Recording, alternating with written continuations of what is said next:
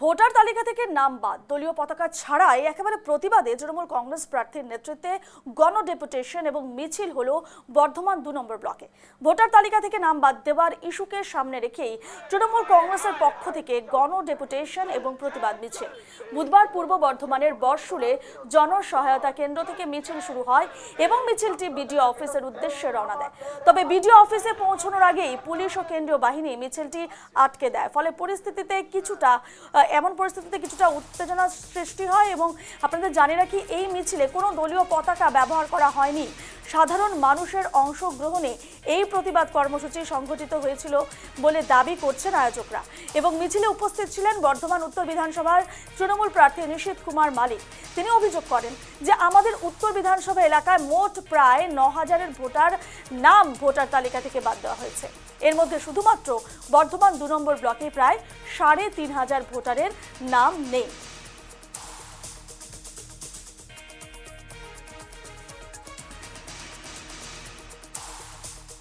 তারা বাংলার লাখ লক্ষ মানুষের আজকে ভোটাধিকার কেড়ে নিতে চলেছে।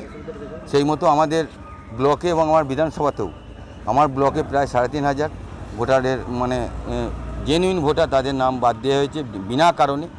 এবং বিধানসভায় প্রায় ৯,০০০ আমাদের বিনা কারণে তাদের নাম বাদ করে দিয়েছে নির্বাচন কমিশন। তার বিরুদ্ধে আমরা যাতে প্রত্যেকটা মানুষ যাদের ভোটাধিকার প্রয়োগ করতে পারে তার জন্য আমরা আমাদের বিডিও সাহেবের কাছে আমরা ডেপুটেশন আকারে আমরা একটি কপি দেব এবং ওনারা কী সদুত্তর দেয় সেটা আমরা শুনব। এবং আমরা আগামী দিনে আমাদের বৃহত্তর আন্দোলন, আপনারা জানেন যে সকলে মাননীয় মুখ্যমন্ত্রী মমতা বন্দ্যোপাধ্যায় এই এসআইআর নিয়ে তিনি সুপ্রিম কোর্টে পর্যন্ত সওয়াল করেছেন বাংলার মানুষের জন্য।